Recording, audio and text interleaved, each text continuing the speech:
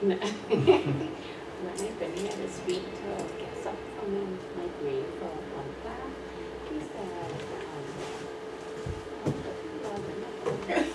I saw other people in the group. I saw like, if it was 5 people, 2 was from the original group. and then Yeah, I think I guess more people registered for I didn't skip it yesterday. Morning.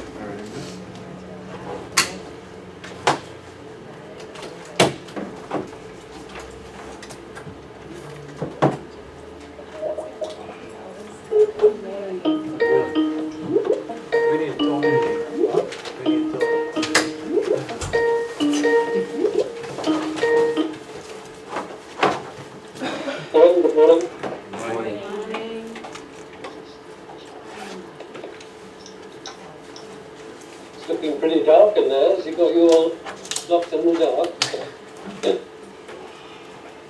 That's just the camera. Oh, you don't want to blind it though? Oh, the lights on. Try the lights on.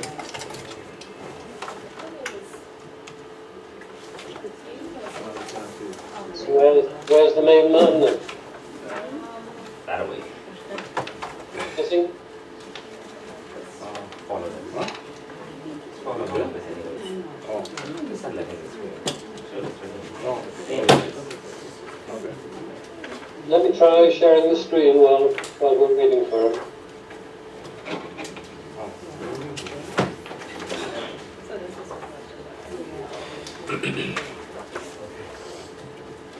All right, great. Morning, Chuck. We good? Morning. Can you see my screen or not? Yes, we can. Oh, good. The guy's looking very bright and blue there. Not right here enough. Yesterday was a holiday, wasn't it? Yeah, yesterday was holiday. Oh, therefore he come in after a holiday and then on Saturday as well, of course. The only thing is, I'm sure the weather's better there than it is here, because today it's awful. Rainy and 9 degrees. Oh, wow. Lovely weather. Lovely weather, yeah. So what we're going to be doing this week is we're going to pick up on, last week we talked about the Basel 17 key principles of credit risk management.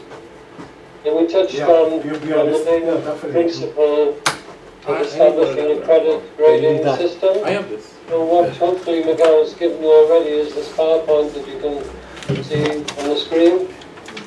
You have that? Yeah. Great. And then we through this, which talks a bit more about the practical applications, you know, of what was in that credit risk management paper from Basel. I need a pen. I have this. I don't need it. Let's just make sure everybody's got it, Miguel. Yeah, everybody has PowerPoint. Right. And then what we do is we'll go back to the hotel just for a few minutes by looking at the Basel project finance grading list, which you should also have given you. And this is it's headed up supervisory slotting criteria. So it's like a little table of grades, which I'm sure Miguel will point out to you if you're not too sure. And then finally, we'll look at the grading, not this time of the hotel, but of a large UK-based company, which is Tesco, the food retailing group. And you'll see again another methodology of grading. So grading, as you see, it's not an exact science. So we have to try and find guidelines that we can work to. And then last week we started by looking, you know, the Basel Committee guidelines. And then what we're going to do next is go through some of the guidelines in this PowerPoint presentation.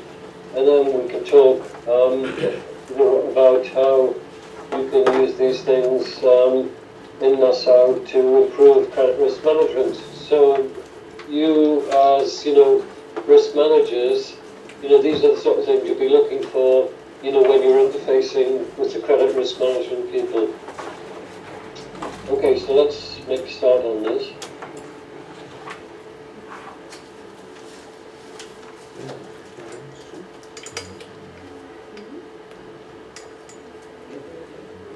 So even defining credit risk, there's various different definitions, and your own central bank, you know, might have a slightly different definition than this, but this is the definition from the Basel Committee. Credit risk can be defined as the credit loss emanating from a borrower or counterparty failing to meet their obligation in accordance with the agreed terms.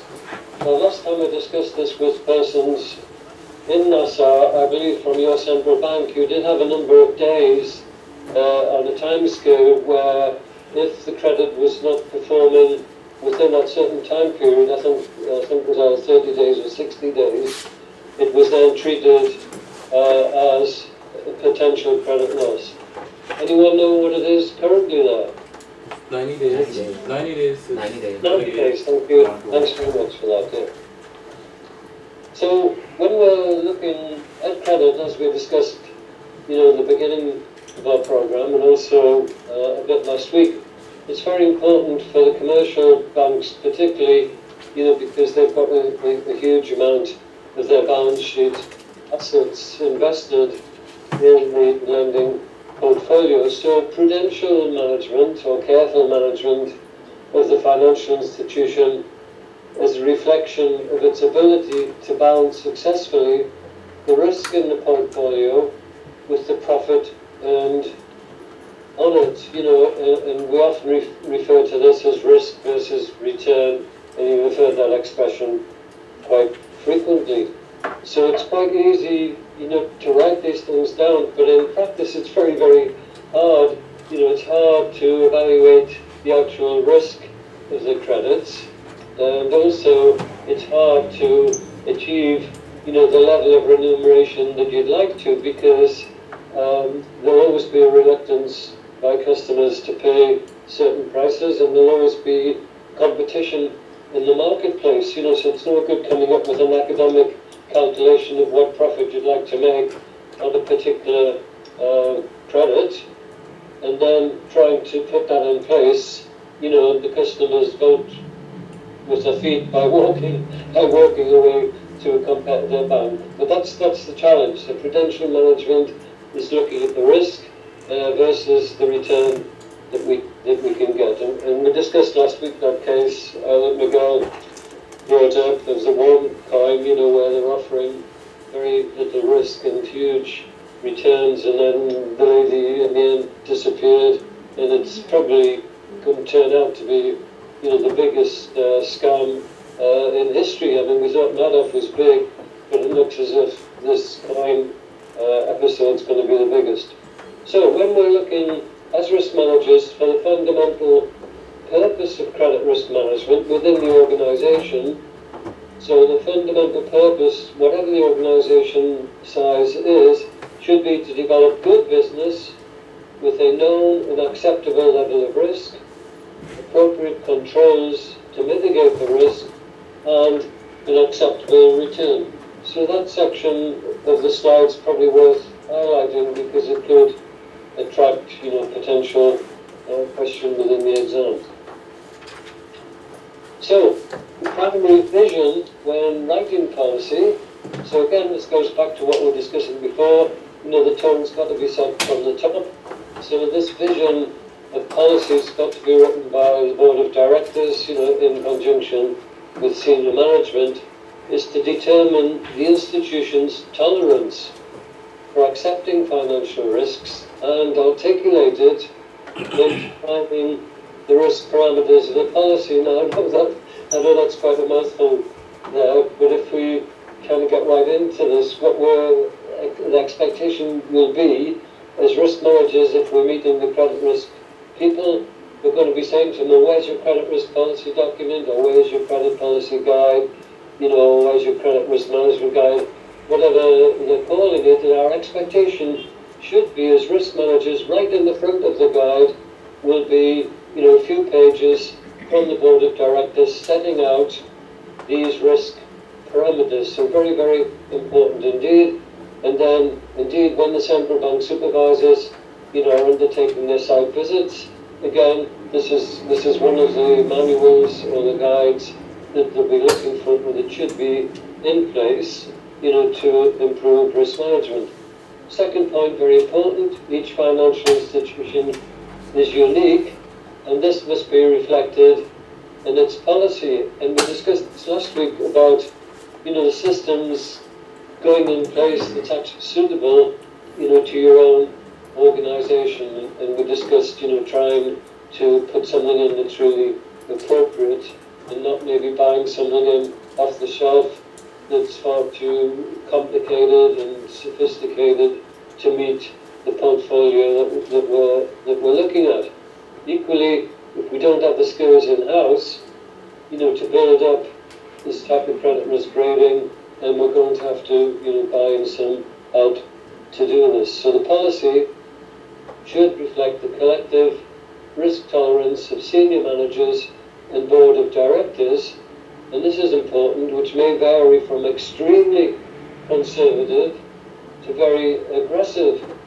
And I know you'll be thinking already, of some organisations that you'll know there in NASA who are very, very conservative, and then some organisations are very thrusting and aggressive in terms of their credit policies.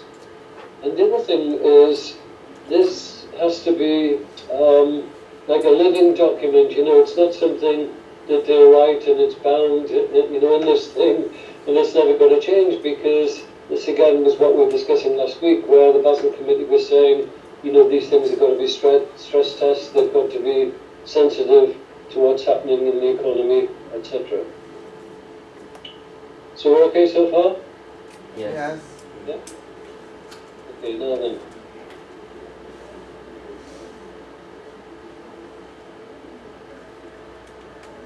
So now we're looking at the committee that manages the credit risk. They must also address responsibility for managing the capital position, because capital is a very, very scarce resource.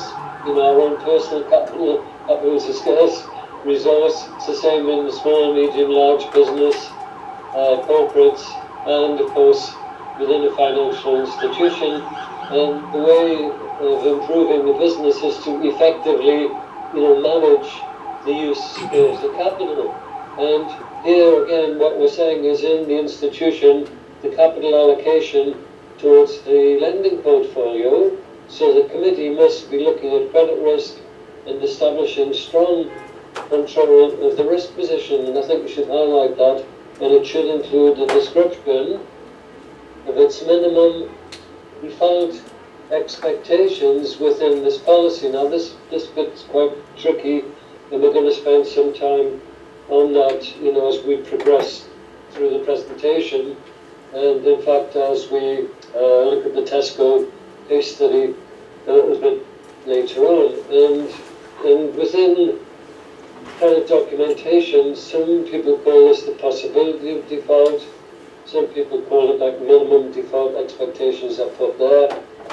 And some documents, as we'll see, use the words probability of default, which I personally don't like very much, because I think that gives quite a negative starting point to say, well, what's the probability of default? I'd much prefer to use the term possibility of default, but I don't want to get too much into a sort of theoretical discussion with you on what the words are. But we all know that in credit, even if you've never worked in it, there's going to be losses, of course, because, it's not a perfect world, and there's no mathematical formulas to make the granting of credit, very, very easy. Although we will talk a bit again about scorecard methodologies.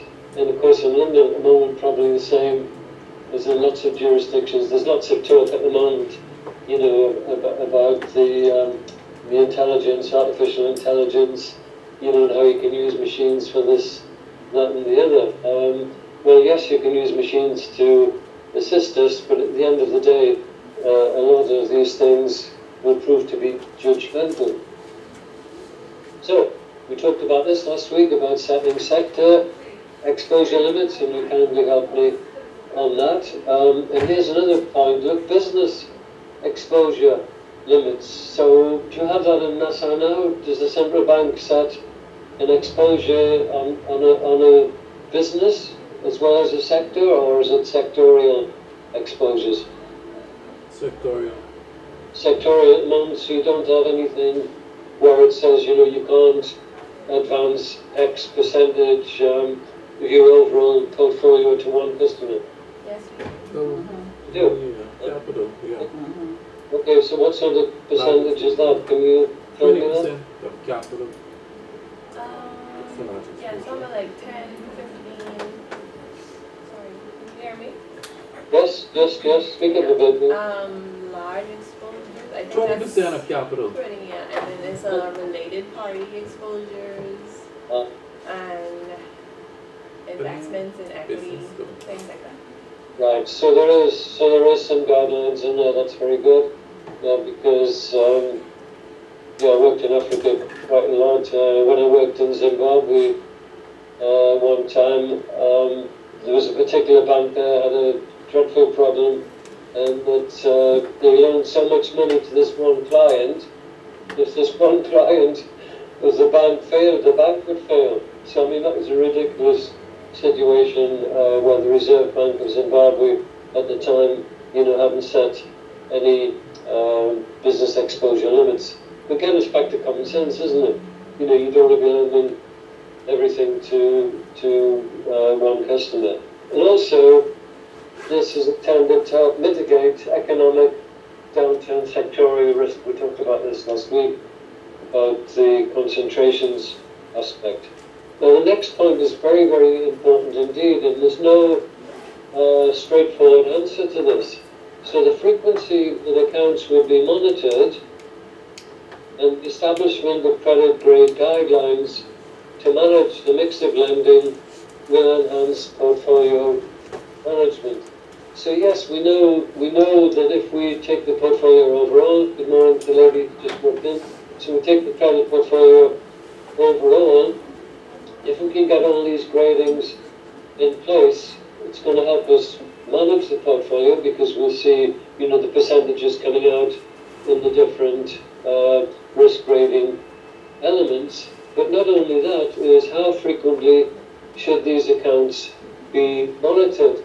And again, this is going to be based, on senior management and board of directors' experiences, and they should at the same time, build up opinions from people like the loans officers and people who are undertaking site visits, etc. So it needs to be a collective exercise where they're setting these guidelines. So, you know, the really, really good credits, maybe they'll only be monitored like once a year, but then there will be others where they'll be monitored much, much more frequently.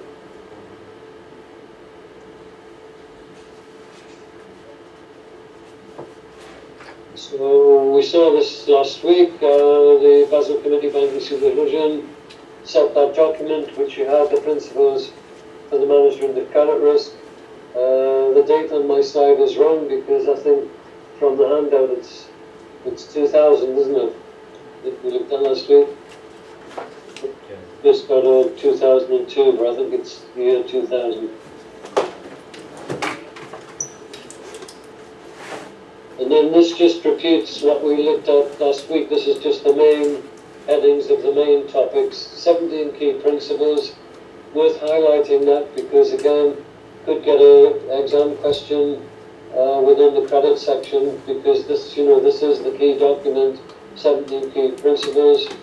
Establishing an appropriate credit risk environment. Operating under a sound credit granting process. Maintaining an appropriate credit administration.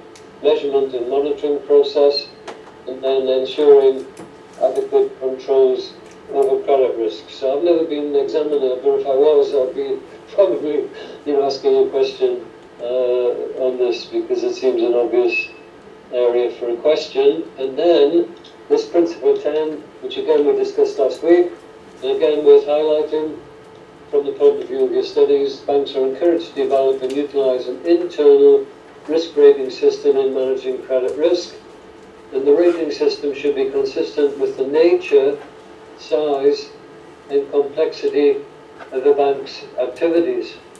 Now what I'd like you to write on the slide against that first paragraph is where we're saying they're encouraged to develop and utilize an internal risk rating system.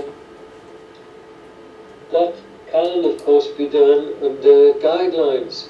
And we find globally, you know, lots of financial institutions globally are using the central bank's guidelines as this basic methodology for internal risk rating. And there are two other methods that we'll be coming onto as we progress, which are slightly more advanced, but again, subject to the central bank supervision. So what I'm trying to say here is, you know, we can take external guidelines where it's appropriate. So the third bullet's important there. Well-structured internal risk rating system is a good means of differentiating the degree of credit risk in the different credit exposures of a bank. And you could write against that BCG, standing for Boston Consulting Group. Have most of you heard of the Boston Consulting Group? Anybody heard of them? No? Well, you need to, I mean, it's not essential for the program purposes, but for your own guidance, if you look at Boston Consulting Group on the internet, you'll find they're headquartered in the US, in Boston. They've been going a long, long time, probably about 100 years now, and very famous globally for consulting projects involving risk, not just credit risk, but involving risk. And they have a very famous diagram that you might actually have heard of without realizing it's Boston Consulting Group. It's a 4-box matrix where they talk about star-performing businesses, problem businesses, they talk about cash cow businesses which generate lots of cash flow, and then the other quarter they talk about evolving and dynamic businesses. So that's a BCG matrix, not essential for this course, but worth taking a look at. And if you ever decide to work in the USA, a good place to head for would be Boston Consulting Group if you can get a job there. So they're very active globally.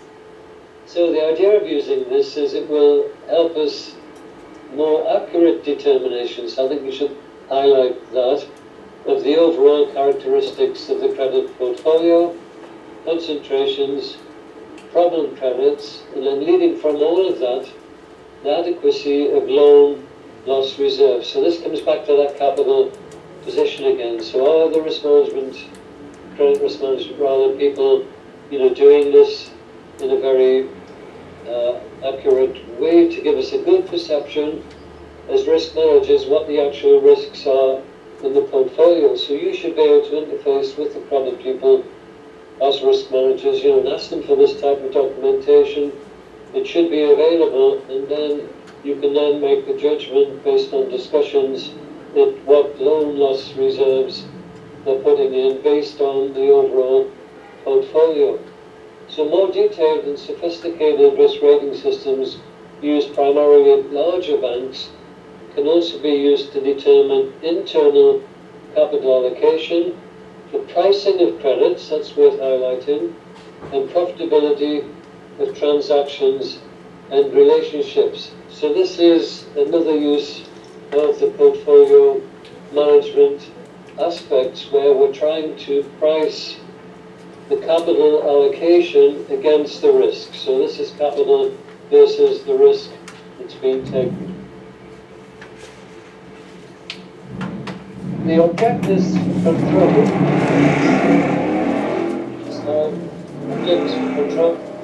to assist with overall portfolio management by identifying and monitoring risk composition, so that's what we've been talking about. And then the next part, which is very, very important, is individual account management. So what that means there is it's not like a person. What we're trying to get at there is out of all of the credits, say there's 20,000 credits in the portfolio, these accounts can be more effectively managed if there are problems and symptoms coming in rather than being reactive to a default situation or a possible collapse. So lying behind all this, is trying to improve management on a more proactive basis in managing the credits as opposed to just kind of waiting, and then problems occur. And we're going to talk about some of this, how we can have some warning signals in there to help us with the management. So, in summary of this bit here, the main benefits.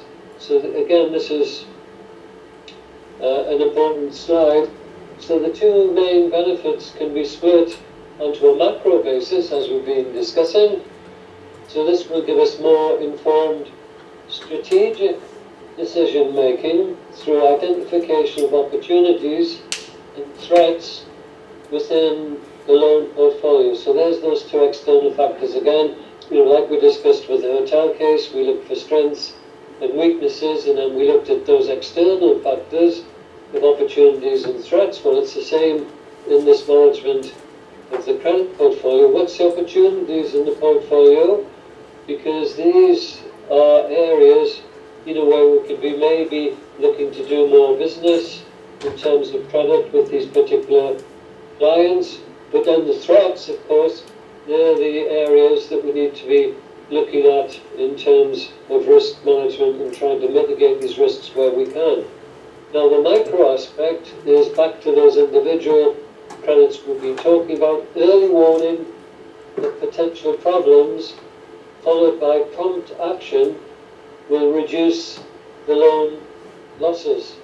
Now I've worked with many credit managers, and one of the things they have always complained about is if they are in a control position and the institution has a number of branches, they've always said the branches are too slow in seeking the help of the credit controllers when they've identified a problem. And it's only human nature, isn't it? You see this problem with the credit, you may be talking to the business person, oh, it looks as if you're having cash flow problems, blah, blah, blah. And the business customers, what they're going to say to you is, oh, well, it's only temporary, I'm waiting for a check from so-and-so, or we've almost completed this project, and everything's going to be okay. So human nature will always be like on the opposite side of the credit when we see warning signals. So the idea is to try and act quickly, and if we act quickly, we can reduce the lending losses, and there's been reports on this also by external accountants, Grant Thornton, They did a survey, it's quite a number of years ago now, but showing this aspect of slow reaction to the problems. Now, if we have all this in place, which a number of you will have already, what's the requirements? Well, the requirements, again, are coming back to some common sense principles here.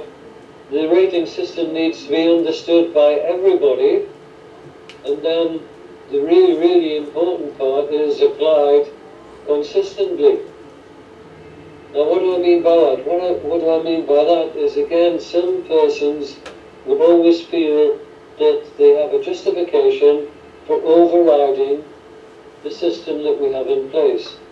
Now sometimes there'll be a very genuine explanation and reason for this, and it could be a geographical region where the manager, for example, of a branch in a particular geographical area, knows there's a certain area within his branch, catchment area, that's going to be very high risk. So if the bank has a standardized risk rating system, he'll be one type of person that's trying to override the risk, but they shouldn't do it without, agreement of the bank's head office. Now, here's the next point: the minimum number of categories which are easily defined. An example I'm going to show you shortly is quite a few categories. Some institutions I've seen, have lots and lots of categories. For this, it becomes very difficult to work at it for the management and the executives, because it's hard to pinpoint if you've got, for example, 18 or 20 grading in categories. It's very hard to know, does it go into number 16 or number 19, whereas if you've got maybe between 6, 8, or say a maximum of 10, it's much easier to work.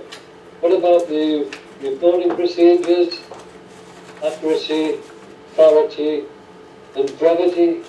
On these credits within the rating system, generally, if there's a credit report, yes, it should be a few pages if it's a comprehensive credit report.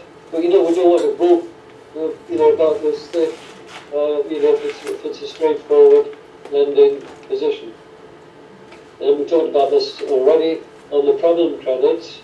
Can we put action plans in place?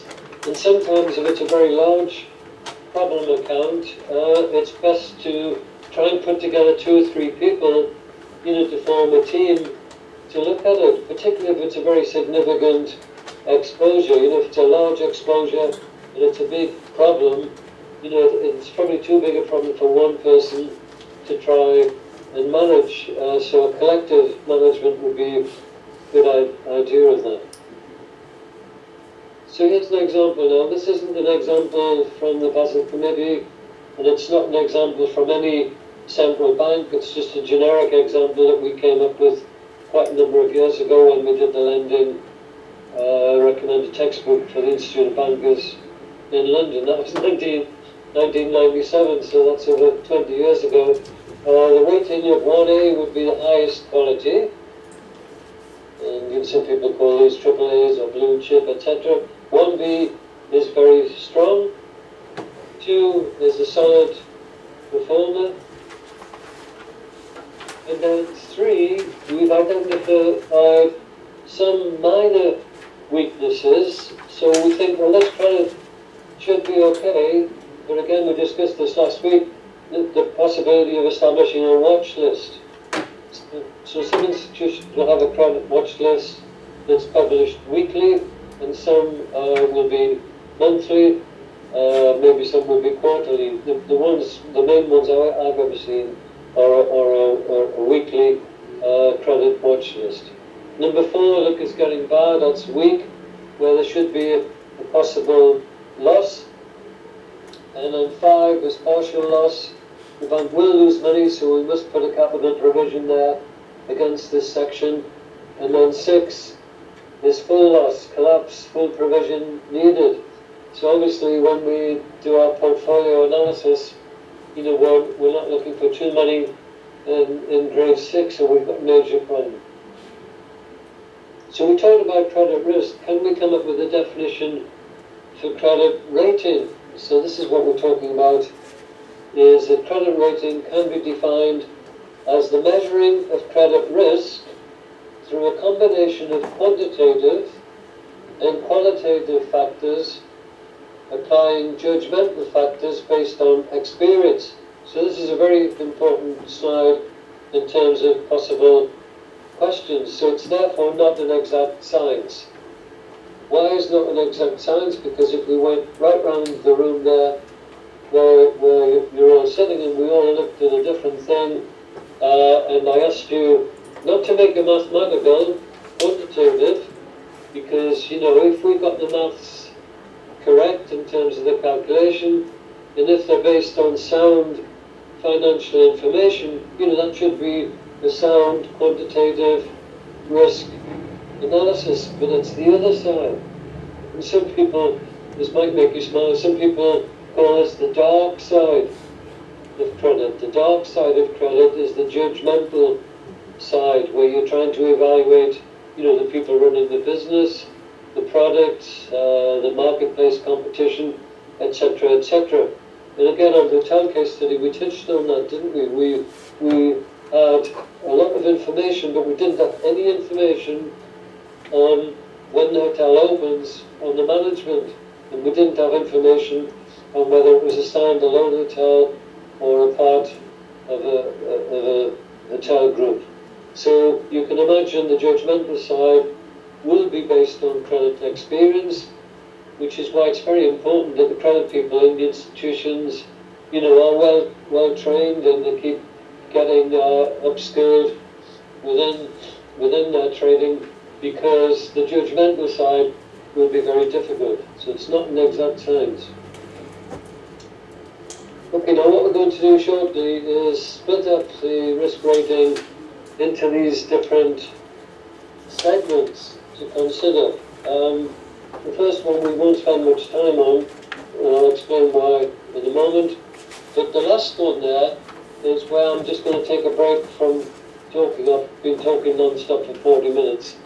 And you can hear I've still got a cold.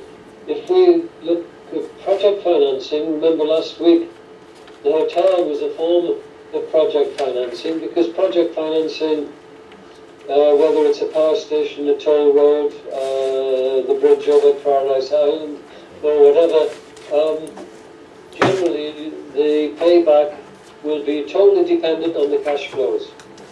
So the risk evaluation will be very important. So this is the document that Miguel gave you, the supervisory slotting criteria. So let me just try and get that on the screen. It's not working.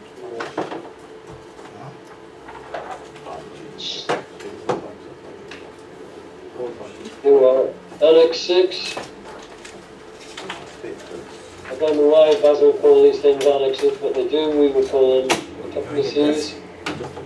So here we are, supervisory slotting criteria, supervisory rating grades for project finance exposures. So just to give me a break for a few minutes and give you something to actually do, can you form, you know, 2 or 3 little groups where you're sitting, or just work with the person next to you, or 2 persons next to you. Have a look at the hotel case study, the Cable Beach hotel case study, and then have a look at this supervisory rating grades from the Basel Committee and see where you can pinpoint it. So this time you can see what we've been discussing, where I was talking about, you know, grade 1A, 1B, 2, etc., etc. The grading criteria for this, you can see a strong, good, satisfactory, weak. So working with the person next to you, or 2 people next to you, have a look at these areas. Financial strength of the hotel project, financial structure, political, legal, etc. Let's see how many pages there are. It's not that many pages. Work your way through those boxes. I'll give you, say, 10 minutes to have a go at that. So again, it's not going to be an exact science, because, you know, these things judgmental to the degree. We had a really good chat last week about the hotel. So have a look at this. I'll just mute my microphone. We say 10 minutes. It's 42:45 now. So I'll give you 10 minutes. Have a go with this. Sorry, you want us to assign a risk rating to the case? Exactly, to the hotel Cable Beach case, yeah? Look at the Cable Beach documents. See it's what analysis we did collectively. And looking at this rating grades from the hotel, for example, the first section, look, is friend. I'm going to rate like this thing. The hotel project is strong, good, satisfactory, or weak. So that starts you off. Okay, everybody got the idea? Just going to reiterate and have a good cough for a few minutes.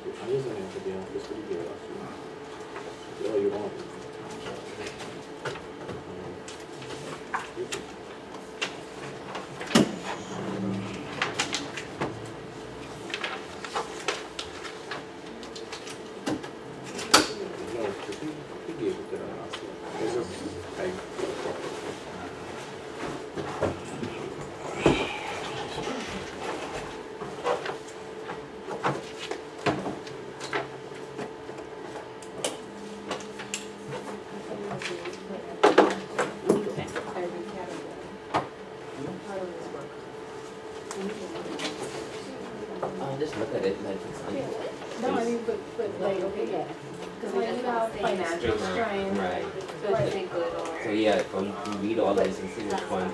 But it wouldn't be good, like, Not every- everything, no, that's what I'm but saying, you so gotta like find for which one financial is best. strength, okay, good. Right. And then you go to political environment, it could be something else. Yeah. Okay. Because we want to, for example, this one last week, I think it's good. I think it's good, yeah. Right, so just do that and see which is overall has the most goods or strong. Okay.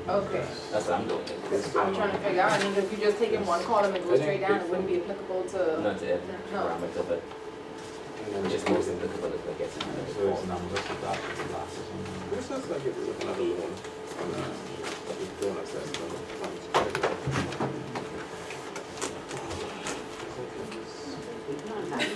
Finish that sentence.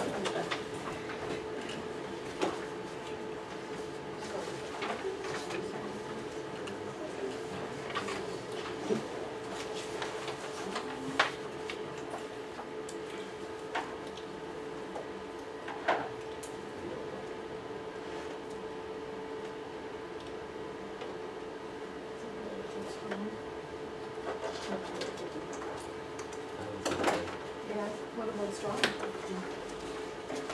In terms of political, yeah.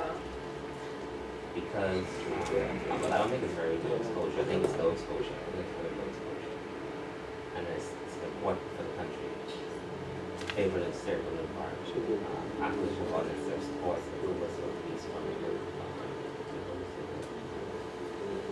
exposure. It could be. I mean, I'm thinking it's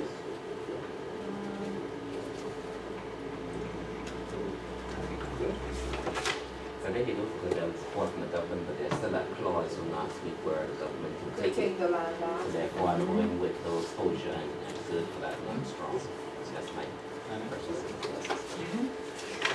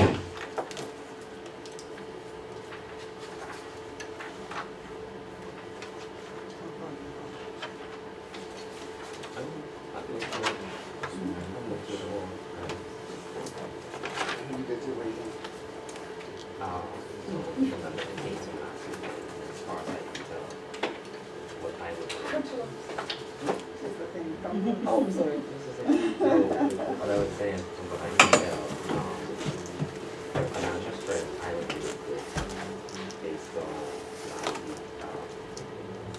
criteria of the study. But what about the ability to, Racial and regional remember the results. ability to, debt service? Remember that was the issue? Debt service? When there's a where they have, we did a break-even analysis. Right. And the break-even said that they needed to get about, Because remember that you didn't add something into it. and we did, when we added into it, our break-even went to 8, it's like 1.75 now. So almost $2 billion profitability. But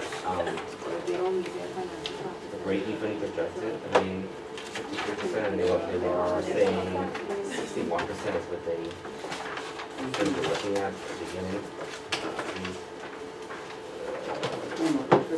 They're 55, 61, 58, so they're in the high 60s is the average of the team, and their break-even is 53. So in terms of that, I think they have good financial strength, and they're able to secure debt. You know, we don't debt, not buy debt. It's part. So I think what they injected is about, and they're getting 30 million, and they inject like 13 million, Right. almost like half. They've almost injected 50% of what they need to debt.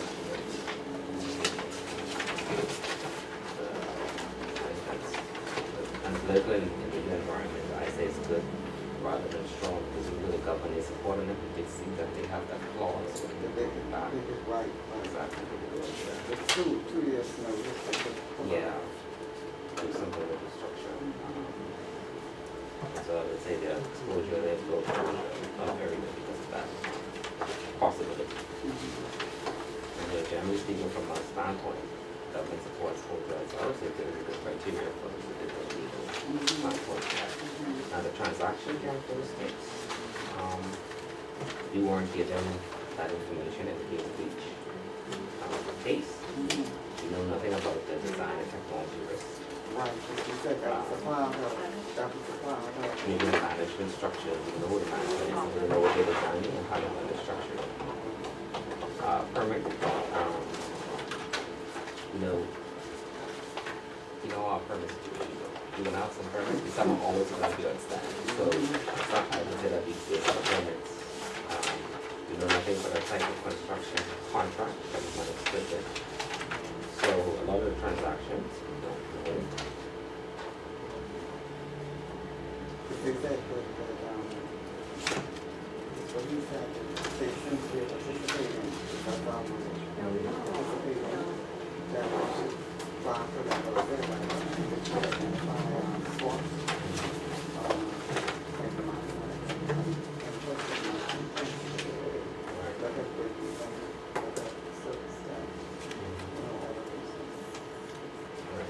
So we have to, since we haven't done those analysis, we really don't know the operational risk, because we haven't done the stress testing of this. So that we don't know all figures, and so we don't know if we can stress test that, we have one information.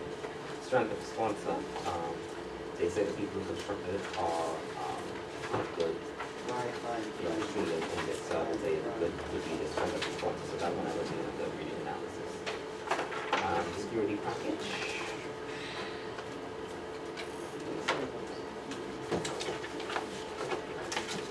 We really don't know what the numbers, we don't know what the cash flow is. We don't know what the company package is. The manager, I guess we don't even know payments. We don't know anything about the payment deferrals, cascades, any restriction of dividends. We don't know all those things. So based on the little we know, I would just call them a good category and not the strong outside structure. That's just how it goes. I could be wrong.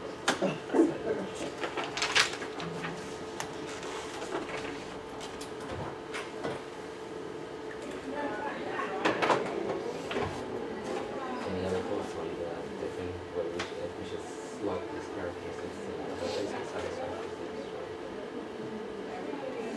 Generally, I agree with you. some that can do them, because there are some unknowns.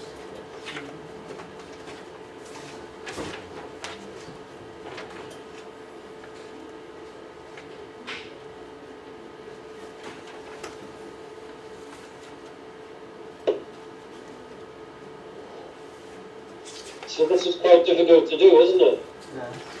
Yes, with the limited information we have. Yeah, and the limited information that we have. But you can see, I hope, you know, that it's a very useful template, you know, that can be used in a practical situation. So it's much harder on the paper-based case study that you've got there. So, do you need another few minutes just to try and work through the sections? No. Does no mean you're finished, or does no mean you just want to give up? Saturday morning. We're finished. Oh, We can have a good discussion. I don't think mutually exclusive. It was only a joke, so that's how I like it. As I say, it's easier when you've got, you know, the full picture, as it were. Let me see if I can get that back on. So is that still showing on the screen? Annex 6? Yes. Good. And look, Miguel still hasn't done his New Year promise to get a longer cable on that microphone. It's closer, It's bad. Yeah, he's probably forgotten all about it. but it's closer. It is a bit closer, oh, that's Yes, good. in the center of the table. All right, excellent. Oh, well, there we go. We're just whispering. I need to apologise to him once again. Okay, I mean, the first box, financial strength, I mean, it's quite difficult because I think we'd all agree, you know, when we first looked at it, the cash flows look positive, the debt service coverage ratio was there. But of course, all those figures, as we discovered, were based on those two essential assumptions, the occupancy level and the room rate, you know, which we talked about quite a bit, and the challenges there. And then when we got a bit deeper into the financials, we also saw that the completion time for the hotel was only 12 months, you know, to build 253 bedroom, 4-star hotel, etc., etc. So from probably an initial view that the financial strength was good to strong, we started to make some challenges there. And then, remember, we did very quickly that exercise that we all probably did at school or college or whatever, which was actually to look at some break-even calculations to see if we could illustrate the effect of the debt. And that's where break-even is really good, because I let you do the break-even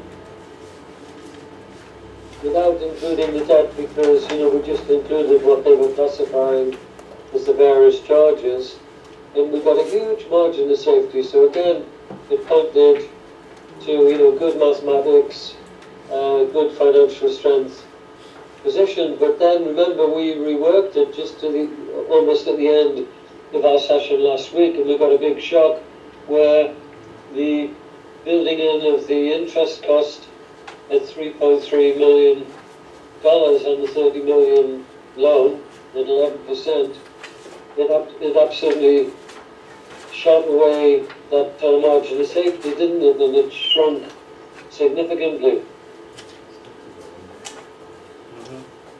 So in conclusion of all of that, where do you think we would be putting this financial strength position on this grid?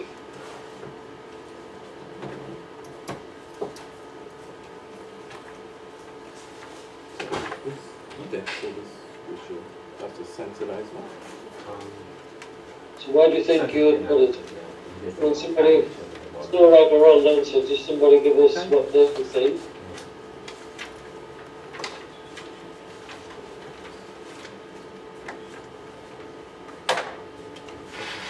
So do you think it's good, or is it satisfactory, or is it kind of hovering between the two? It's covering between the two, but I still between satisfactory good. I think it's still kind of good because based on the conditions here, the market conditions, Yes. we said last week there were few competing suppliers and Yes. demand strong. Yes. Under normal stress conditions, the project should be able to meet its financial obligations, like Yes. what we saw.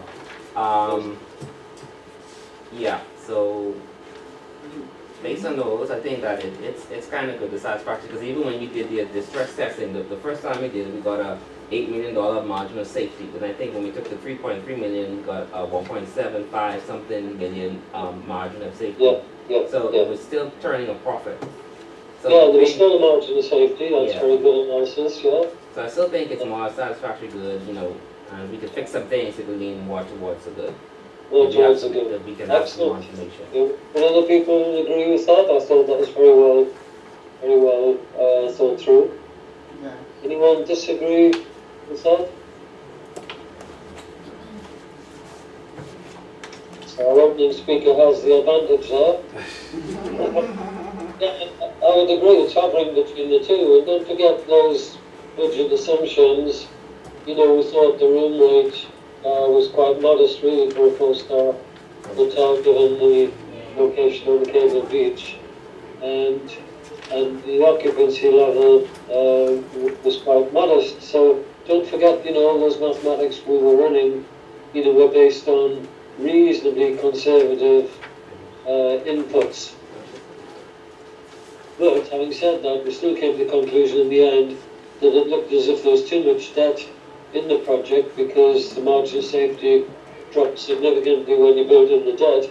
So the idea would be to go back to the arranging bank, the lead bank, with the suggestion of the possibility of the developers putting more capital in to reduce the initial debt. Okay, next box. Political and legal.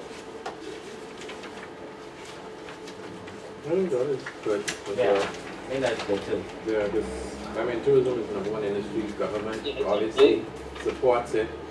Yes. I'm not so concerned about the lease land because that's normal for hospitality lending. Right. So, oh yeah. Yeah. The only thing that's I think in my estimation prevents it from being strong is that little caveat that the government can come in and take and Take it away, yeah. They could always do that. Yeah, but so that At any point prevents in from time. strong to good. That prevents it from being strong. Yes. So basically, it's quite strong in terms of the political and legal environment, particularly in Nassau, because, as you say, tourism is the number one sector. So it's unlikely that anyone would want to damage that. But the only worrying aspect was that lease breakage clause. But again, we were feeding that back into the lead bank to see if anything could be done about that. Okay, very good. That was much easier than the financial one. Now, what about the transaction characteristics? So this is a bit of a mouthful area. And you can see now it's split, so you'd really have to look at this, under these different headings. Can you see the first heading, look, is design and technology risk? So we don't really have much information, Right. on design and technology, so we really can't assess that. The In terms the of, only thing we do know is they're meant to be experienced in the design and construction, aren't they? The people who are behind it. Right. in terms of construction risk, Right. I think in the case study, we don't have full detailed drawings and so forth, No. and permits. So, And we don't have enough detail. We don't have type of construction. so that would be weak, at this point in time. Mhm. And we don't have any notification of completion guarantees. No. A fixed price contract. We don't Only thing we have have is a QS to kind of monitor. monitor. Yeah. So there is a monitor there Yeah. during construction, which is a good thing. And we've got we need more information before we could put a grading on that section. Yeah. What about this off-take risk? Well, that's really not applicable because what usually offtake risk is intended for things like power stations. You know, if you imagine this was a power station, the offtake would be the electricity, and that's what it means by is there a take or pay, or fixed price offtake contract, etc., etc. So generally, with a power station, the power station would endeavour to get a number of contracts with electricity supplier companies, and these are called offtake contracts. It's just a terminology, again, that you have to get used to. So it's whatever the product is.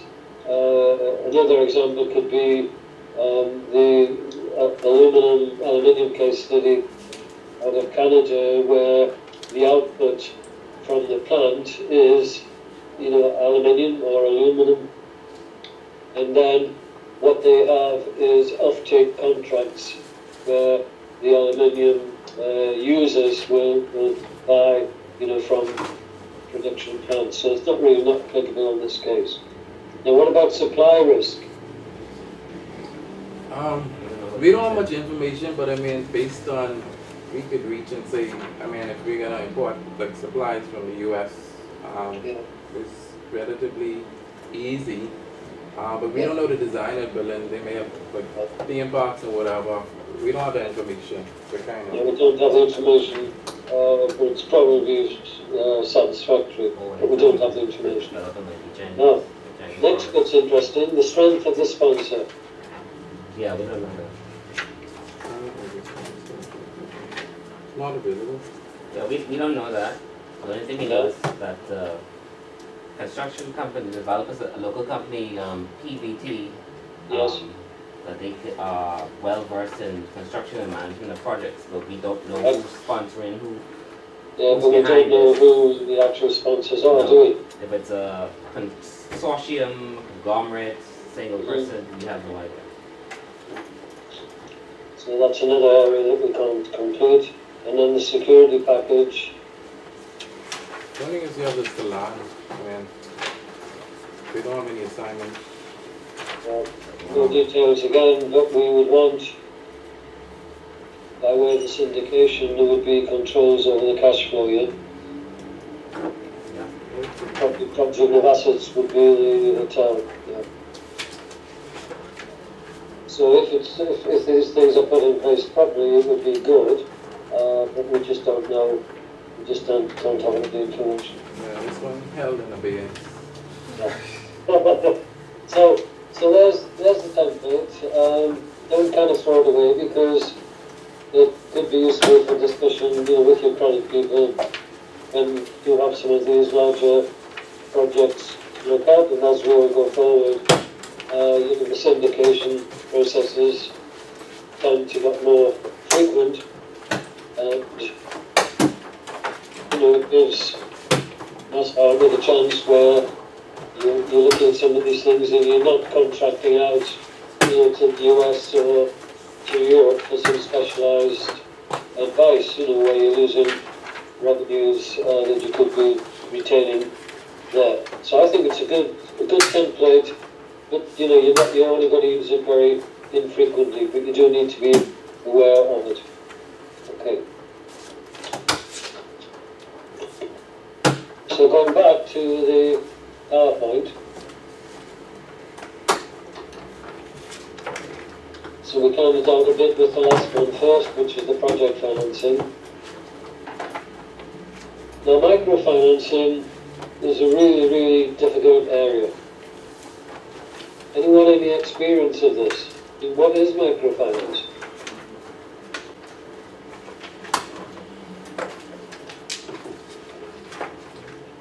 Well, you don't need to think too hard because the answer's on the screen or in your notes there. So, provision of financial services to low-income clients, including consumers and self-employed. So the original aim of microfinance was seen as being, you know, very, I have to try and get the right word here, perhaps you can help me out, but it was very, like, noble thing, you know. It was a thing of good intention, but I can't quite think of the right word at the moment. So the aim of microfinance in providing these services to low-income clients was to try and help raise their income, to help them build up assets, and to help cushion them against external shocks. Microfinance is needed everywhere, including what's known as the developed world, which I hate the expression personally, particularly as I was just watching on television the other evening some of the history of Italy, going back over 1,000 years, where out of Rome, the Romans, people from Rome in Italy, dominated practically every country in Europe, including the UK. They came to the UK and established garrisons and built some of our roads all that time ago. And if you're ever in the UK and you're driving along and you think, gosh, this road's really, really straight, the chances are it's been built on the Roman road from over 1,000 miles, 1,000 years ago rather, because when the Romans built roads, it didn't build up like that, they just went straight. So if there was a hill, they would tunnel through it, and if there was a valley, they'd go like across it with a bridge. So when you think back to developed and undeveloped world, it depends on where you stop. The time clock really. So anyone any experience in microfinance? Not really? You could give us an example. Little farmers would you perceive as possibly being suppliers of microfinance? What institutions?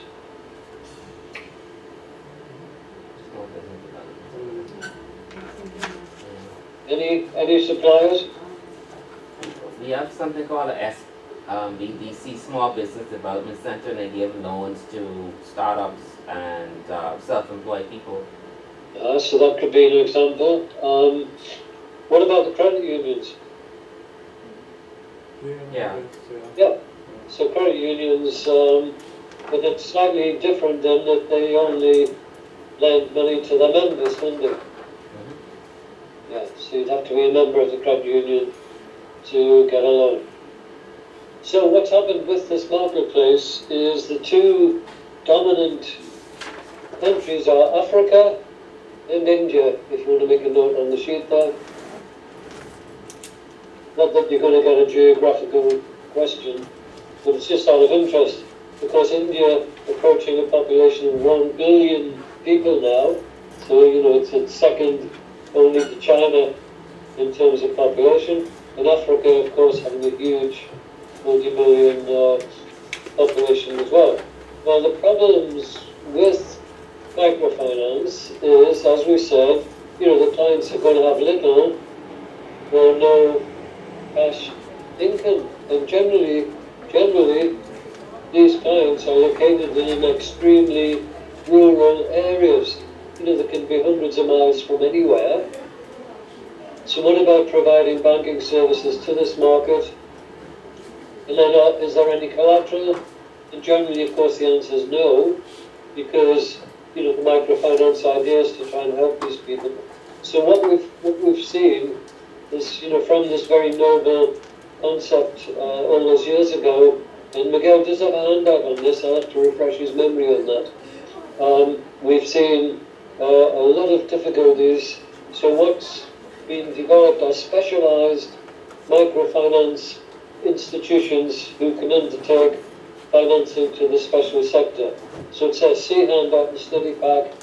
So if you highlight that, get hold of Miguel at the end and see if you can find it. So that'd be a good task for him. See if you can find them. And if not, we'll look at this end as well. So generally, it's not an area, that we're going to get into.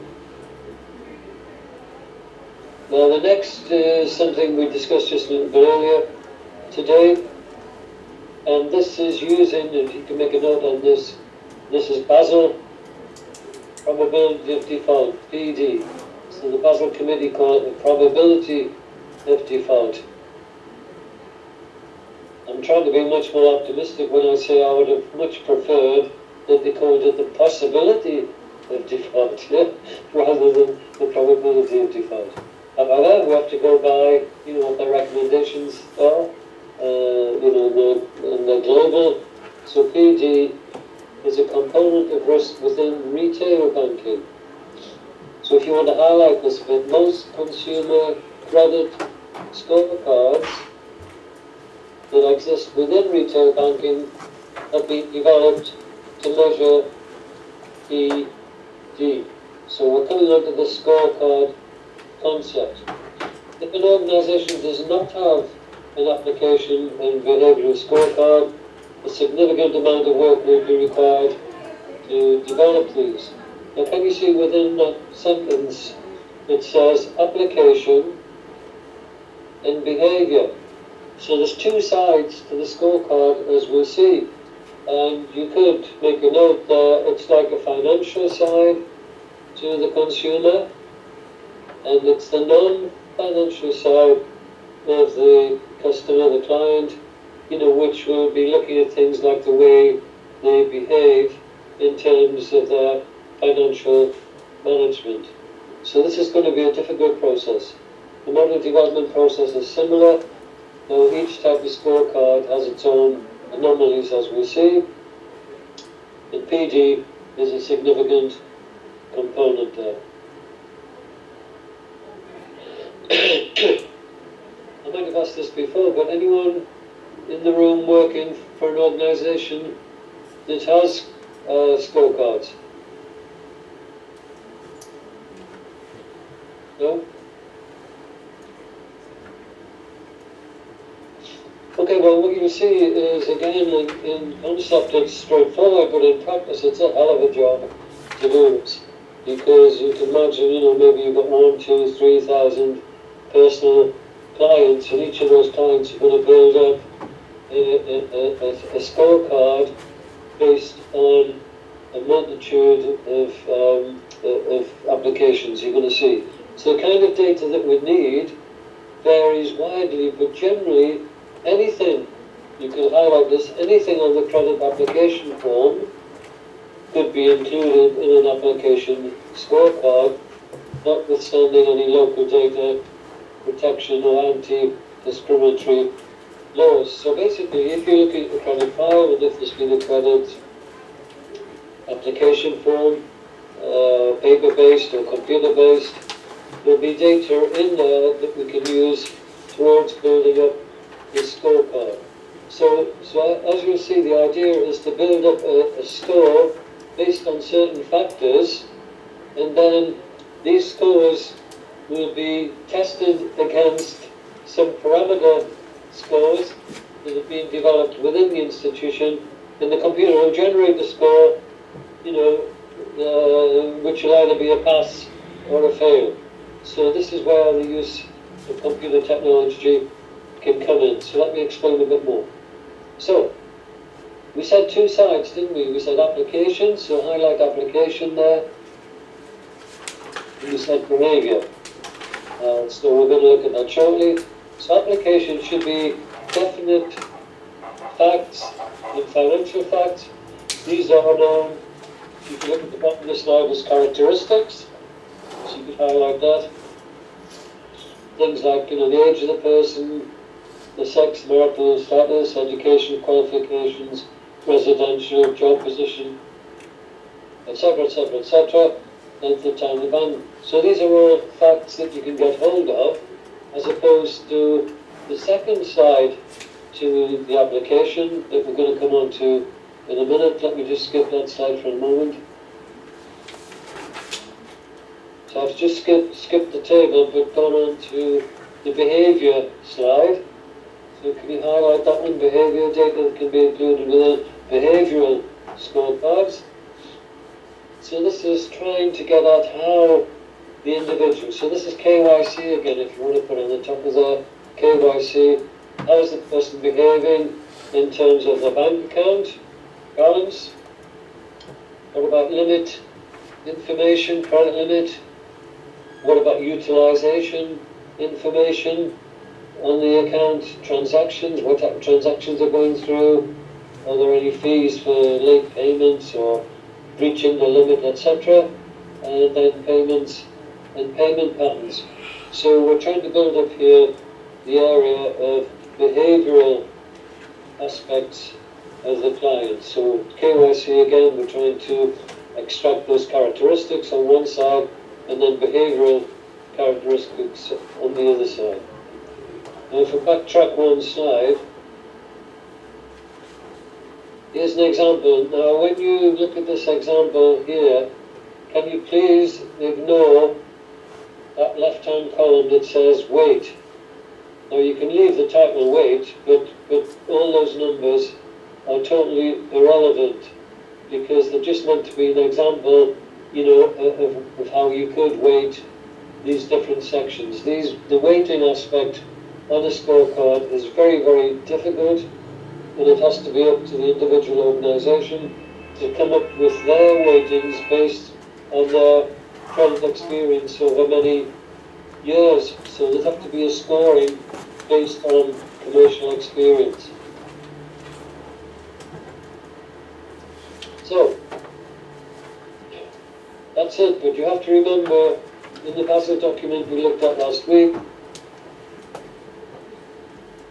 you remember where they said about a number of credit problems being experienced, particularly in the USA, on the scorecards, where the parameters had not been regularly reviewed or stress tested. Do you remember looking at that last week? Maybe. Let's see if I've got that document.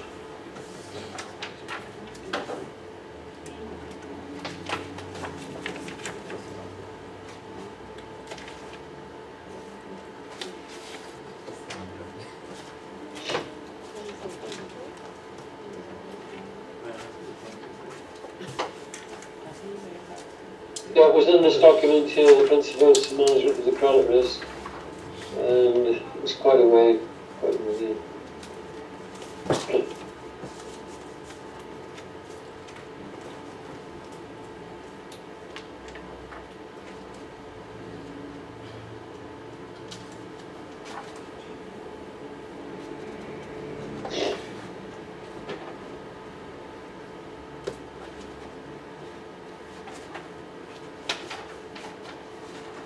Can anyone remember, was it under the common sources of credit problems that we talked about the scorecards?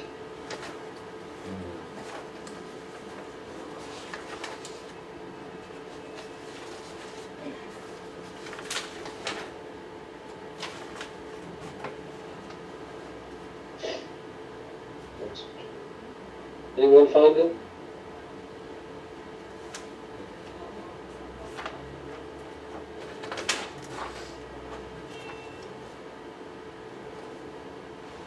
Yeah, page 23. Under the Basel document, testing and validation of new lending techniques. Adoption of untested lending techniques in new or innovative areas led to serious problems at many banks. Sound practice calls for the application of basic principles to new types of credit activity, any new techniques, etc., etc. And then this is on top of page 24. An example of the problem is the expanded use of credit scoring models in consumer lending in the US. So there's a cautionary note to build up on the back of this credit scoring that we're talking about. Excuse me.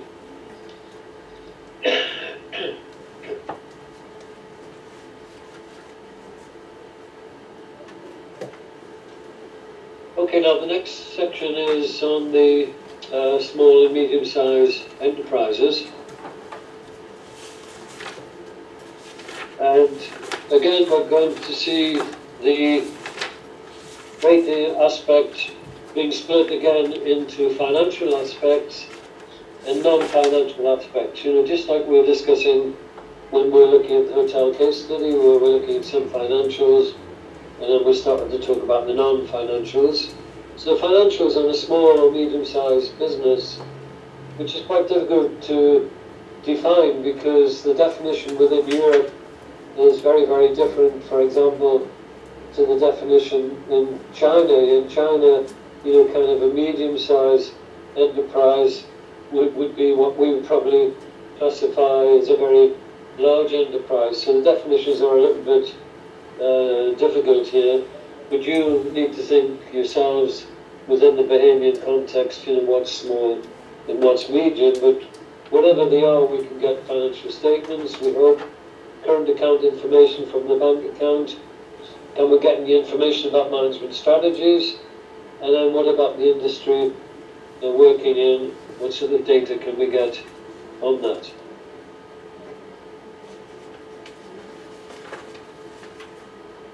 My computer's having a bit of a blip here at the moment. So I might have jumped a bit there. So for SME, we differentiate hard facts and soft facts, yeah? So you could highlight that. And the hard facts is you see the financials. And then the soft factors, again, you could make a note against that. This is the judgmental aspect. Again, that's difficult. We've got to try and evaluate the management, working in credit, the marketplace, which we're pretty good at on tourism, the SWOT analysis, which we used on hotel, and are there any forecasts and business scenarios? And again, they would be rather subjective because they're based, on future expectations.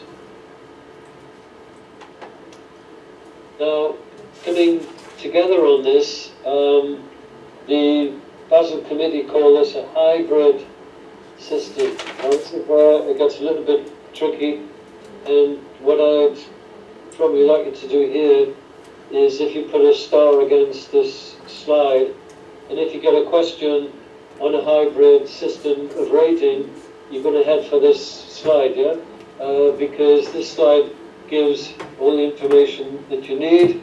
So it's an estimate, again, of the default probability based on the institution's experiences within the small and medium-sized sector, and technical and maintenance requirements should help us within this information sector. So we're going to end up on the SMEs, when we're doing the rating, we're going to end up with some financial data and some non-financial data, and then the difficult part, once again, is putting in the parameters, as we'll see. So, if you look at the second part of this next slide, the main issue, and this needs highlighting, the main issue, because you could get a question on this, would be the weighting given to the financial factors versus the non-financial factors. For example, where financials are robust and reliable, a weighting of 60-40 could be made, but it could be 50-50, and you will not be able to set this. So as risk managers, what you want to know is how have the credit people arrived at the weighting of the financials versus the non-financials.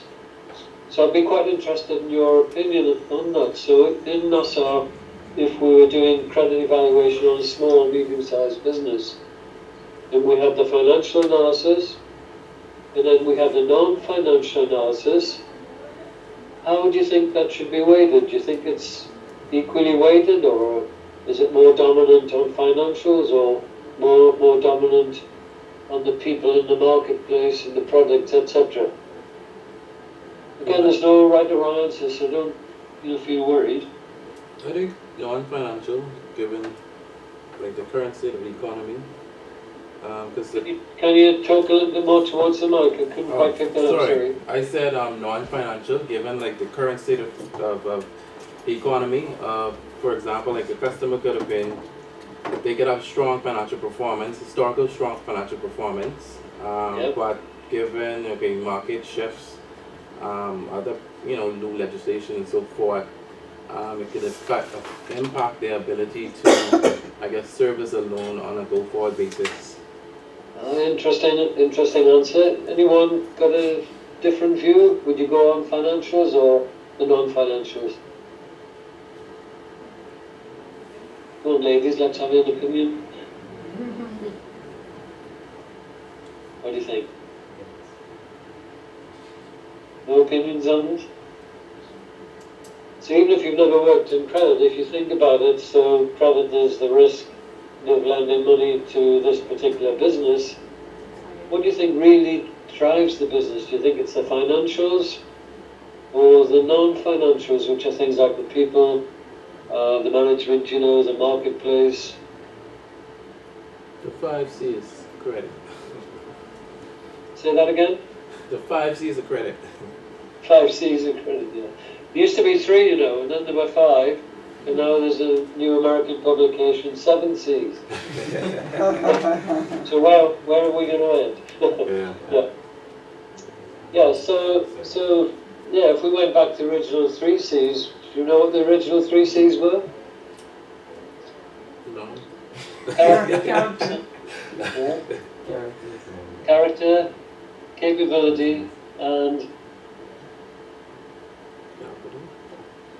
capacity, yeah. So 2 of those out of 3 are non-financial, yeah?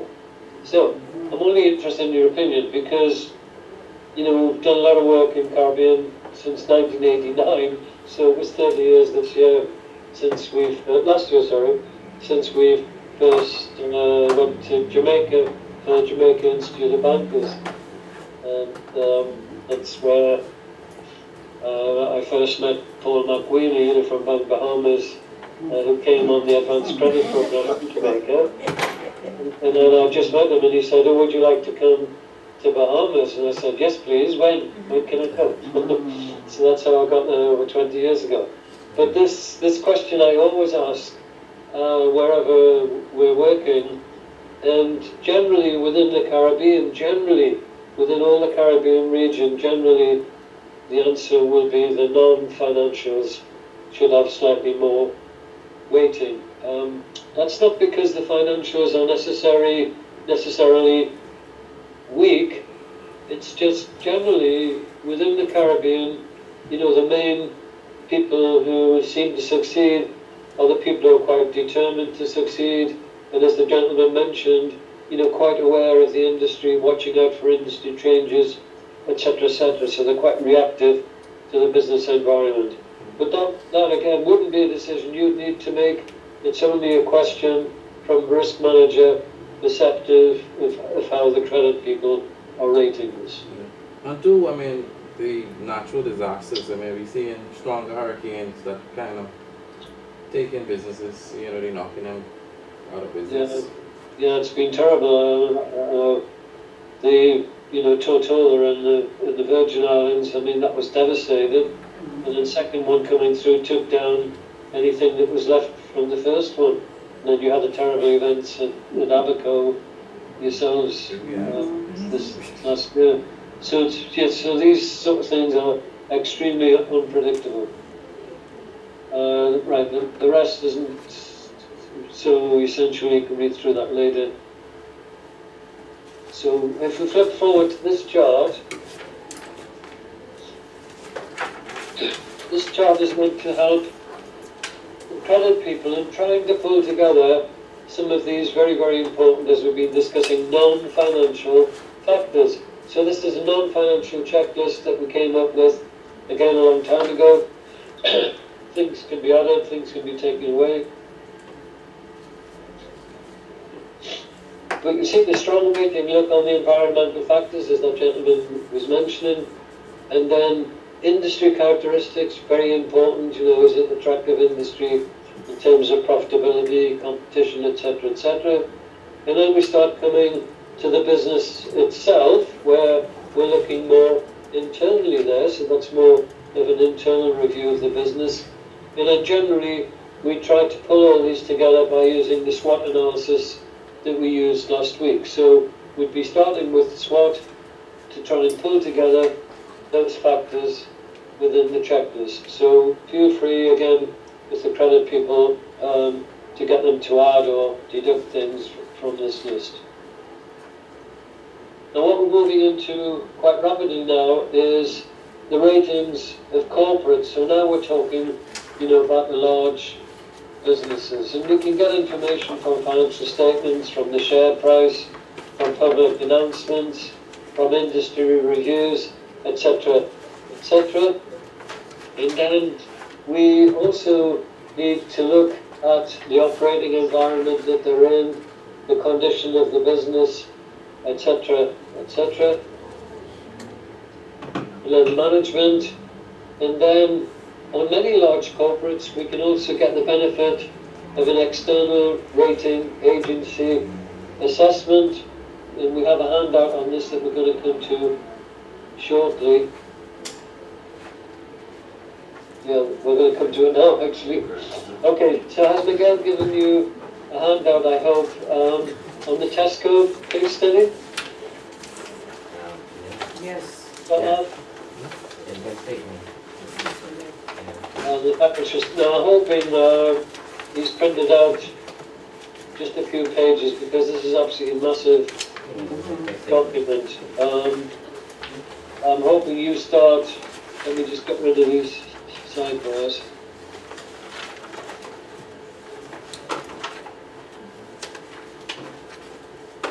So the first page you have, is it the income statement? Yeah. Yes. Excellent. So what we're looking at here is Tesco in the UK. They're now the number one food retailing group in the UK, so you're very much looking, the premier performer. It used to be Sainsbury's in the UK, who you might have heard of. Sainsbury's were number one for a long time, and then Tesco's overtook them with some, very clever management skills to do with the product positioning, supplies from different countries, including the Caribbean supplies, like the coffee from Jamaica, bananas coming in from the Caribbean, etc., etc. And also, very, very important, the strategic location of these new gigantic stores. So generally they were located not in the centre of towns, but located slightly out of town. And you have one yourselves going out west there, and they would be located in an area where it was generally much easier to park up, so they could go for volume products to more customers. And this is how they overtook Sainsbury's.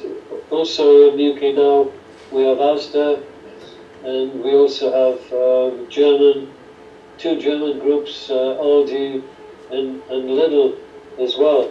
And the competition's fierce within the industry. But if we're doing a rating, and on this large corporate, we could take the advantage of looking for a Moody's or a Standard & Poor's rating, which we could look at, and then also we could use our own computer-based style of rating by building up parameters, as we've been discussing before.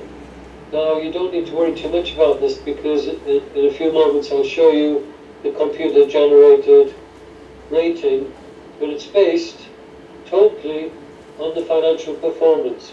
So it's important to write against this handout that what we're going to be looking at is a rating based on financial performance. So it's not based on Tesco's management, anything like that. It's based on the financial performance only on Tesco. Now, if you look at the sales line, all the lines are numbered. P15 on the left there, standing for profit and loss, or the income statement is P for profit. P15 is the sales line. So to try and help our discussion, I'll refer to these line numbers. So P15, look, you can see the sales going from 30.8. Now this is not millions, this is billions, and it's not dollars, it's pounds. so that would be, until recently, that would be over $40 billion. of sales, and you can see the rise each year, look, going up very successfully to 47.3 billion of sales. Now, you'd expect in the food retailing supermarket group, line P16 will be very significant, the cost of goods sold, because they don't make anything, these large supermarket groups, do they? Everything they do, they buy in, and then they on-sell it to people like you, going into the store. So the significant cost, immediate significant cost would be the cost of goods sold, and you can see how significant it is, look.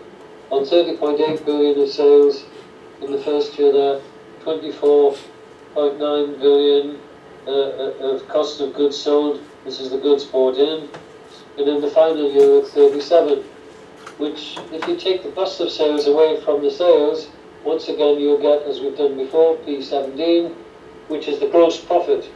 So you can write against P17 gross profit, although in this particular spreadsheet it's called gross margin, it's the same thing. And if you wanted to work it as a percentage, that would be a very good calculation to do, because this will be one of the few ratios that you can compare in this type of business. So if I just try and find my calculator, whoops, there it is.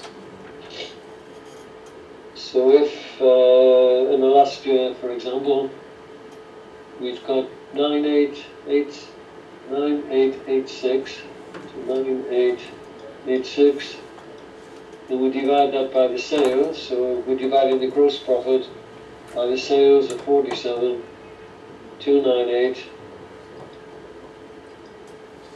and then I'm going to multiply that by 100 to get it as a percentage. I'm going to make that about 21%.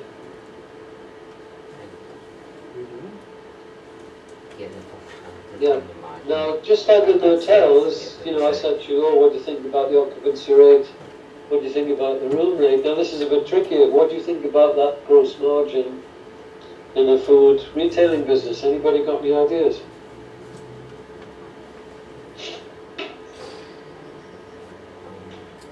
Difficult unless you've got experience, working these, and the crowded people, some of the crowded people will. But I can tell you straight away that 21% gross profit in a food retailing store business is very good. And it's much higher than most of the ones I'd suggest you look at. It'd be interesting for you to try and look at the accounts, if you can see them, of one of your food group stores in Nassau. And I suspect it would be nearer to 10 to 15% than 21%. So, looks very profitable. So continuing on this, you can work all your way down. We haven't got time for all that today, but we can jump right down to the net profit position, which is P65. So P65 is the profit or loss for the financial year. And you can see they're still very, very profitable. So that's 584 million of profits. And then in the final year, that look, 1.5 billion of profits. So this, this is a really, really strong performer there. Let's now move into the balance sheet. Now the balance sheet in any type of food retailing business, one of the main items will be the stock or the inventory. So let's just have a look at that. There we are, line B19, sorry, B23 rather, the total inventory. So you can see that's huge, 1.2 billion heading up to 2.4 billion, so a big stock holding. But it'll be interesting to look at that compared to the sales. So you'd see, how many times the stock is turning over within a year. So you take that sales figure that we had and divide it by the inventory of 2430, and you'd see how many times the stock is turning over. And again, that would give you a very, very good ratio specifically to the food retailing industry, that again you could compare, with other food retailing groups. And I think you'd find that Tesco ratio is extremely good. They're turning over the inventory very quickly. And don't forget that inventory figure includes all the hundreds of stores that they have and the warehouse depots, because this is the consolidated balance sheet. So this is Tesco inventory overall at 2.4 billion relative to the sales profile. You want to work that out or not? 5%. Just a quick calculation, be really good.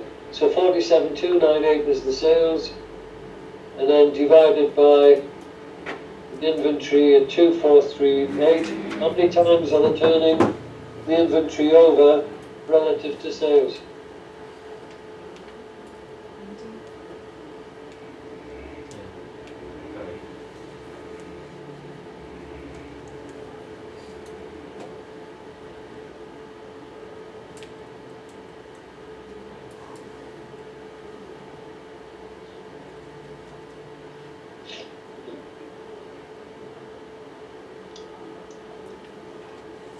Let me just get some water while you just calculate that.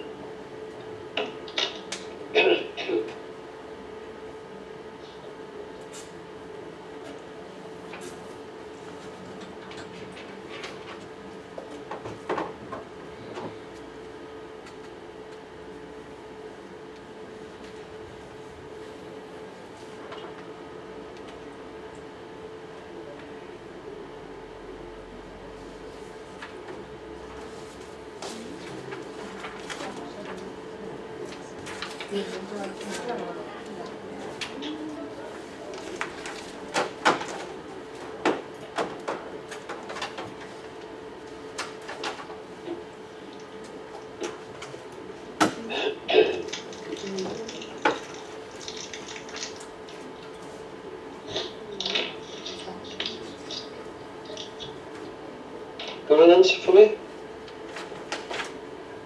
Anyone? How many times You say do 19? you turn over? Sales manager, total sales of the 19 times? Yeah, that sounds about right. Yeah, very good. So there again is an example of, the type of business performance for KYC. So it's KYC again. How many times it's turning it over? And then you can use it as a comparative because these people are number one in the UK, so you can compare with the leading performer and see how many times the inventory. Because don't forget, in food retailing, the trick really will be to turn over the inventory as quick as you can. And there'll be other key things coming out of the balance sheet, such as the investment in current assets, the investment in fixed assets, and then the very important figure, which you could highlight B79, is the total assets. So you can see the total assets in Tesco increasing from over 18 billion up to 30 billion in the final year there. So they're building up their asset base. On the other side we have the liabilities, and the net worth position is B142 on page 9, and the net worth position here has been called shareholders' funds. So if you want to write against line B142, net worth, so that's the net worth, the business net worth of Tesco. You can see increasing net worth from 7.9 billion to 11.8 billion. So I know we're not business valuers, but in terms of risk and in terms of credit risk, the net worth figure of the business will be very, very important indeed. Is it improving or is it getting worse? You can see it's improving, and one way of measuring the value of the business is to measure the value from the financial reports. Now this is not a market valuation, because the stock market valuation will be based on the stock market share price. What you're looking at here is what is known as a book valuation. So people are talking about valuation, and they'll say, oh, we looked at this blah blah blah, and the book value was so and so. It's the value based on the books, which generate the financial statements. So the book value of Tesco is shown there at 9B142, and it's shown at 11.8 billion. So if we were coming from Bahamas, going to London, UK, and we're going to make a bid to buy Tesco, our opening bid could be based on the book value. I mean, the shareholders wouldn't take it because they'd be looking for the market-based value, but a good starting point of the negotiations would be to look at the book value. Now, all I want to do on this very quickly is to give you an outline of the cash flow generation. Now, if you think in business, in risk in business, part of the risk will be either greater or lower, dependent on the cash flow aspects. Now, against this cash flow sheet, you can write CCC, which stands for the cash conversion cycle. CCC, cash conversion cycle. Now, what you'll see and experience in your business life, and you possibly experienced this already, some businesses will have a very fast cash conversion cycle, and some will have a very slow one. Can anyone think and give me an example of a business with a very fast cash conversion cycle? The grocery store. Yeah, look what we're actually looking at on the screen. It should have fast cash conversion cycle. Why? High turnover. Yeah, because you go in there, don't you? You do your shopping in your basket or your trolley, and then you get to the checkout till you pay. Yeah? You might pay cash, debit card, credit card, or whatever, but you pay, don't you? You don't usually walk out the store and become a debtor. I mean, they will supply certain hotels, etc., and restaurants, so there will be some debtors, but generally it's a very fast cash conversion cycle business because the cash flow cycle is very short. Anyone give me an example of a very slow cash conversion cycle business? Real estate developers. Yeah, very good. Right on. Why retail estate? Takes long to close. It could drive. Yeah, because there's a long construction period to get through to the point where the real estate's ready to be rented out or sold. Yeah, so it's very, very slow cash conversion cycle. Excellent. So if we're thinking that way, when we look at this cash flow, we should see this assumption of a fast cash conversion cycle showing through in the figures. So if we just, for the sake of time, because we've only got 10 minutes left, so if you just look at the final year, can we see line C10 is the cash coming through as the opening point from the net operating profit, and then we add back any depreciation or amortization or any other non-cash items, because you never write a check out as a business person for depreciation. So as a source of cash flow, it's an add back. So we get C13, which is the famous American EBITDA, earnings before interest and tax, depreciation and amortization. So if you've heard them talking about EBITDA, now you know what it actually is. It's there, line C13. Now this is where the cash conversion cycle comes in. So if you look at C13, and then you look at C23, something very strange happens here, which is almost unique to the food supermarket business sector. Can you see C23 is actually more than line C13? So here's a business with an entry point in the cash flow of 3.7 billion, but after they've gone through the cash conversion cycle, receivables, inventory, creditors, or if you prefer debtor stock and payables, it actually come out like was more cash than they came in. Now, the other examples, such as real estate that you gave me, or other businesses, practically every business, over 90% of all businesses will have a working capital requirement, which will mean a cash absorption within that figure there. So where does that take us? This takes us to the computer-generated ratings sheet. Now, hopefully Darren will give you a copy of this. See if I can find it. Can you give me a page number to help me find it? Bottom right-hand corner. 32. Did you say 32? Yes. Thank you.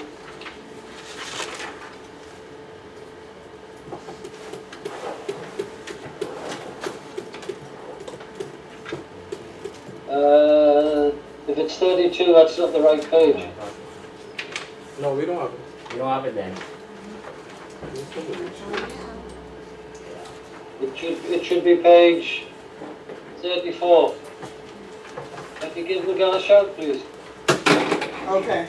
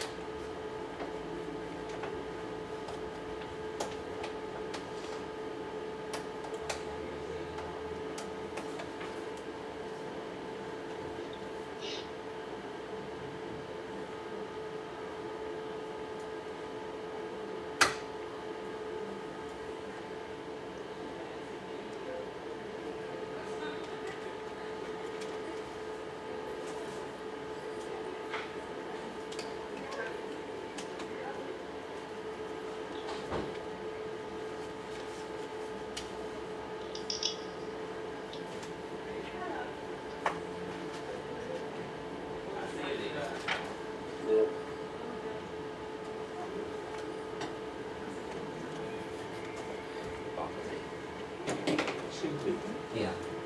Is it coming in?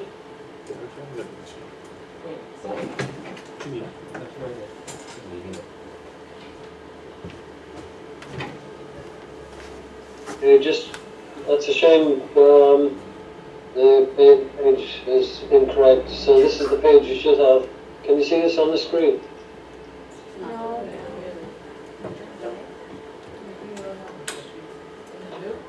No, that made no difference. You see it now? It's on the weird all time. Vaguely. Yeah. If you can go a little bit bigger. So if you can see, if you look at the bottom right-hand corner, this is page 34. So this is what you want them to print out for you, page 34.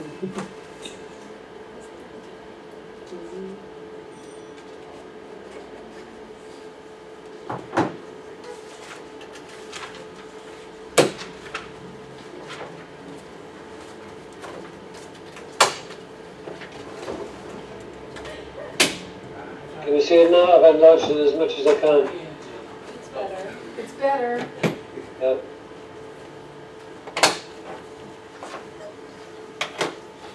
Is Miguel coming in or not? Or has he disappeared? They're printing now. Oh, he's printing it now. Yeah.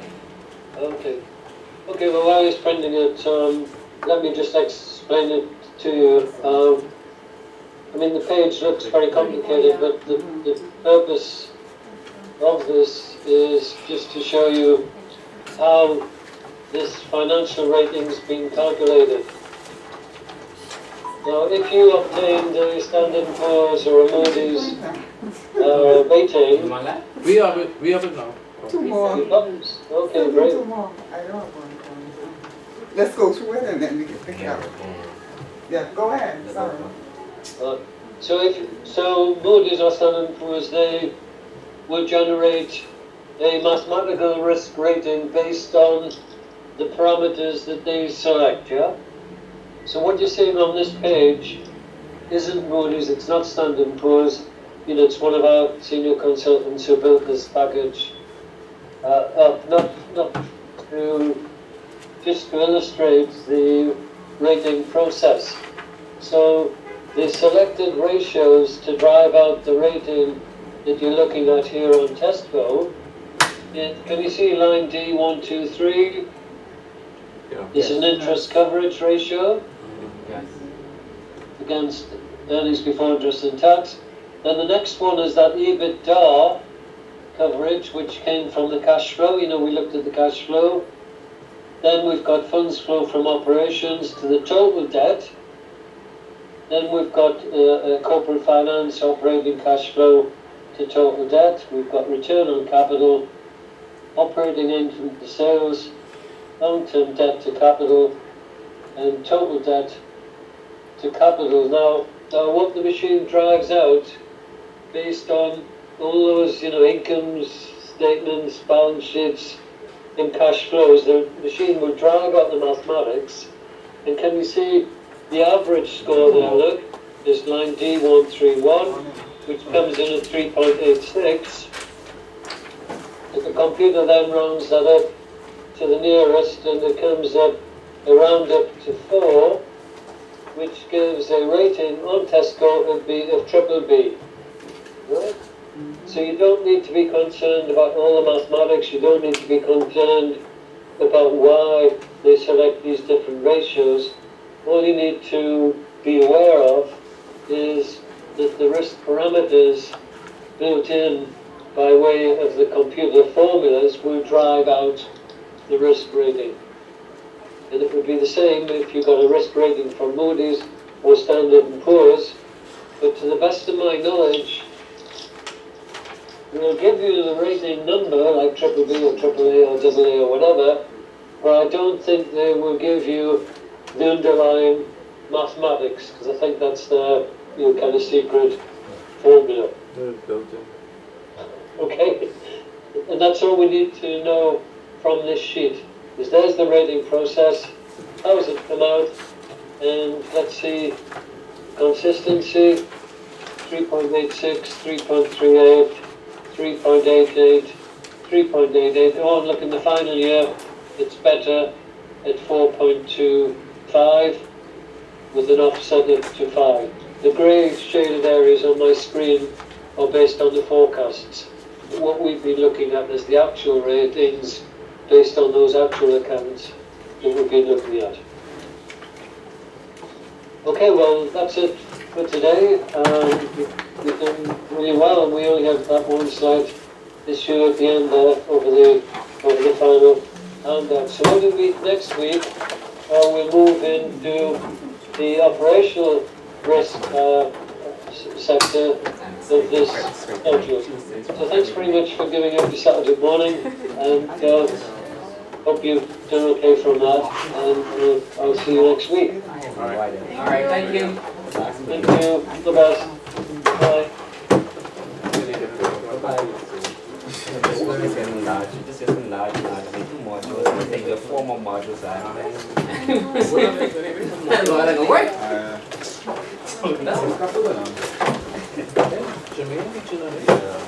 get this out. Whole 24 days. Yeah, because you end up just kind of Yeah, we pushing lost it it in. somewhere and then we did the weather. Almost I prefer this, I can't do what you think, I mean, like I say. That's the first time they could use it good, but yeah, 6 to 9, $3 versus 2. Yeah. Y'all need to. Until time Tuesday, I probably won't come to the Tuesday night. I'm not gonna be out. So So we need to be firm with the start date on it.